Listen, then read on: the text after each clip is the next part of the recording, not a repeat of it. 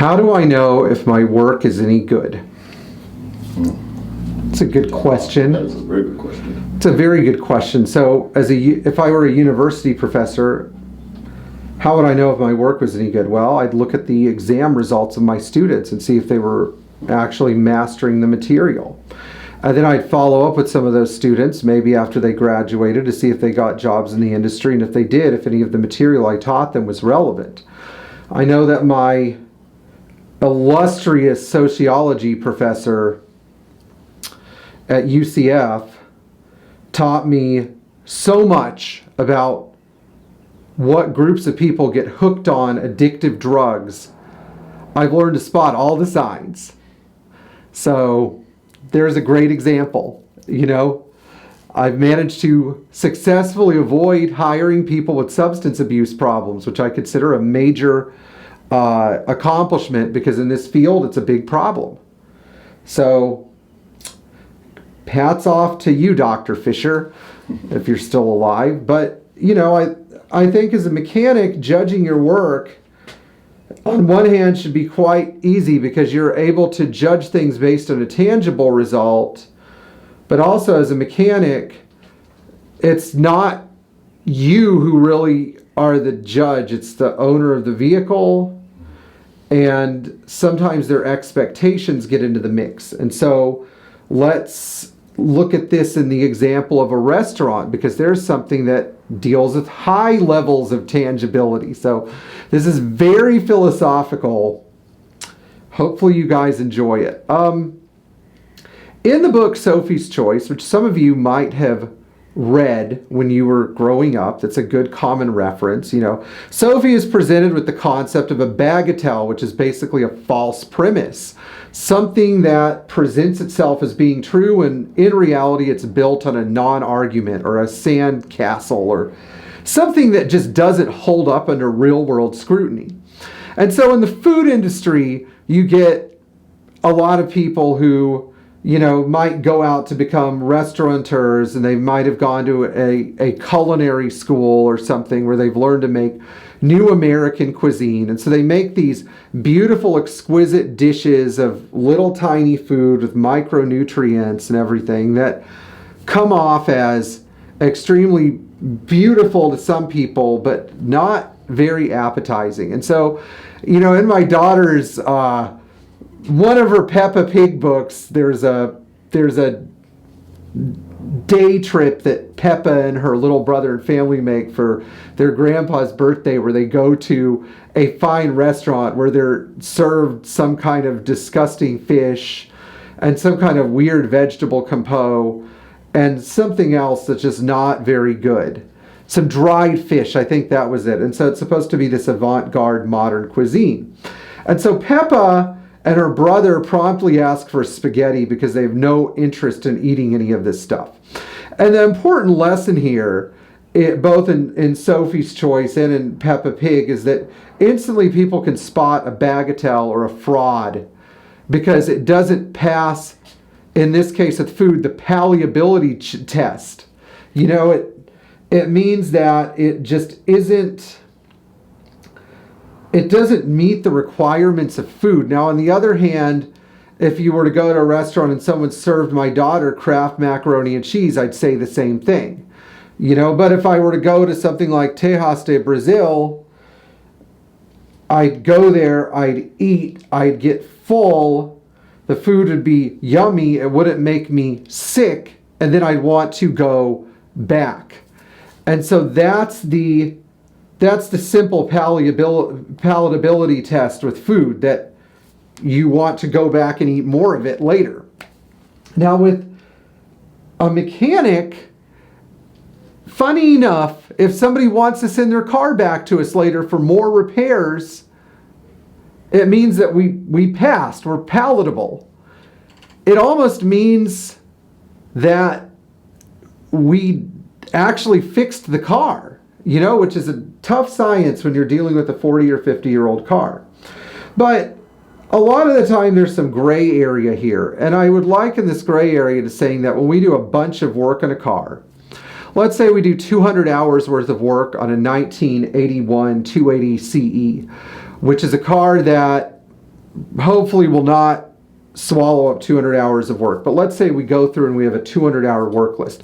These hours may include removing the engine and performing a valve job and a rear main seal replacement, as well as inspection of crankshaft bearings, replacement of timing chains and guides, removing and resealing the transmission, rebuilding the front suspension, upgrading the rear axle ratio from a 355 unit to a 3.07 unit, replacing vacuum lock actuators, removing and resealing the sunroof, repairing the rear windows, repairing front window guides, disassembling the back window to repair significant rust, having the wheels refinished, rebuilding the rear axles, replacing all the climate control actuators, installing an NOS York compressor. I think you get an idea of the scale of things.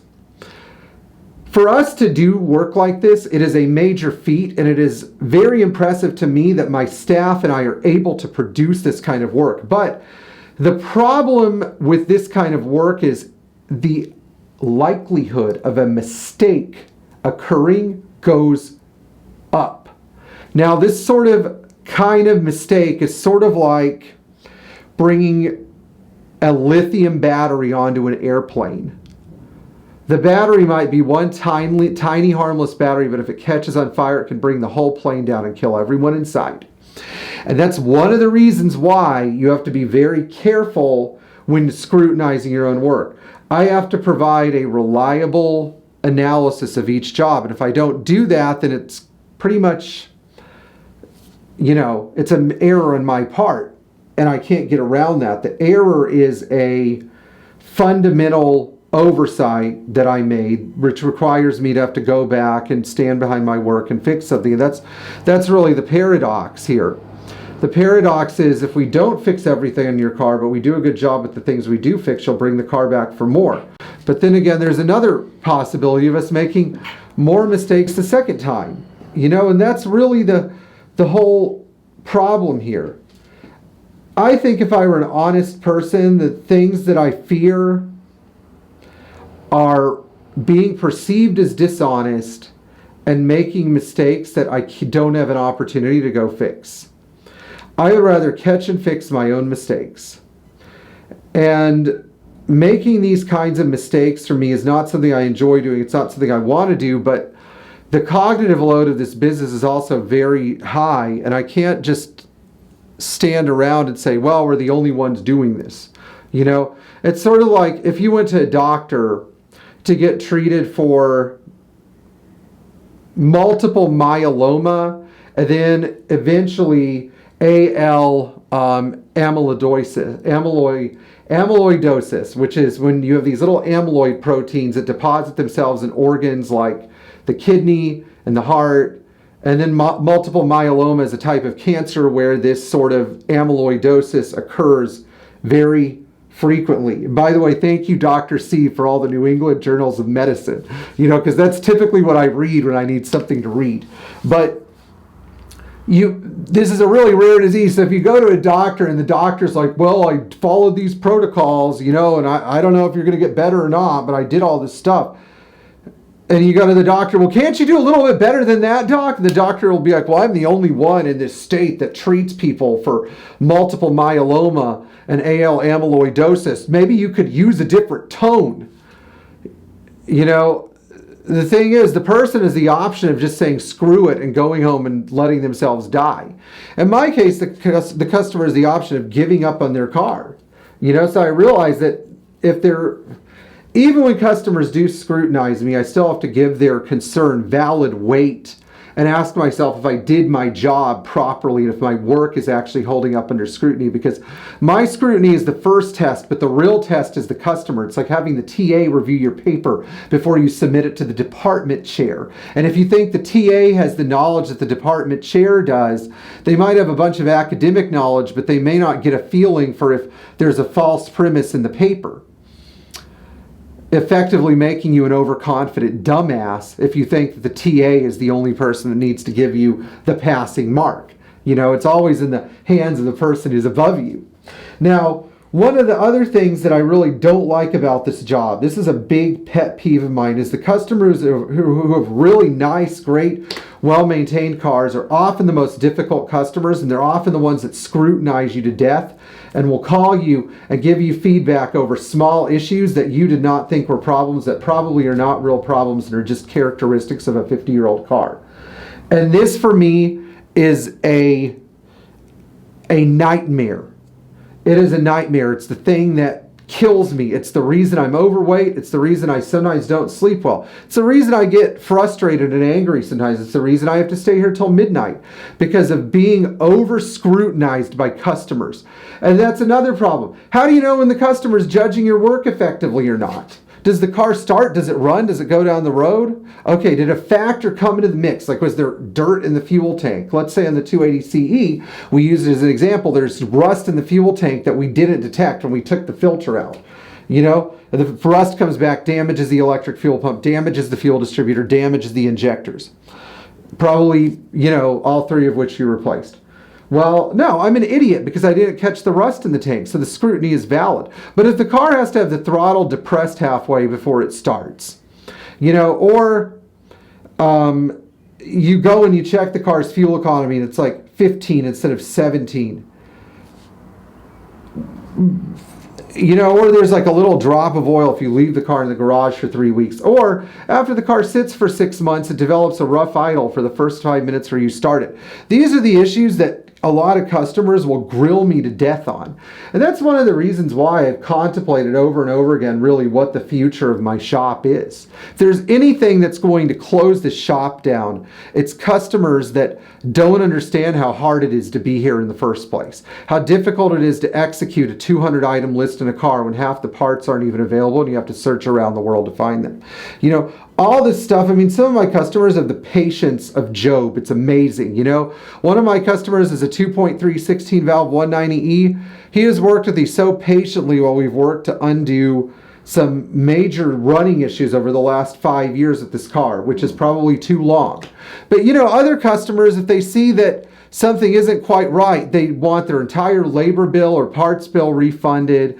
You know, they want me to come down ASAP. They're going to message me on a Saturday night when I know I'm with my family, and they just have an unprofessional approach to how they deal with the problem. And that's one of the things that sucks about this business. That's one of the things I really hate about it. It's one of the reasons why if I ever do leave this business, it'll not be because I'm tired of Mercedes or I'm tired of working on them. It's just sometimes the people, you know, the people can be too much. It's one of the reasons why I've dialed back the number of customers I'm taking. If you're new to that idea, go look at my videos from January. You know, after I had a certain bad experience with the 500 SEL, I realized, like, maybe I don't need any more customers for now. Who knows? You know, maybe I do, maybe I don't. But right now, I don't think I do. Anyway, if you like this video, you're free to like it, but really I just made this to talk about one of the big problems that I have to deal with, and that's whether or not my work is any good. If you're a Patreon member, you know, you paid for this light and this microphone and the camera and some other stuff, so we really appreciate you guys. Thank you from the bottom of our hearts, and always be nice to your mechanic, but don't bribe them. Just be straightforward with them and give them the space they need to fix their mistakes.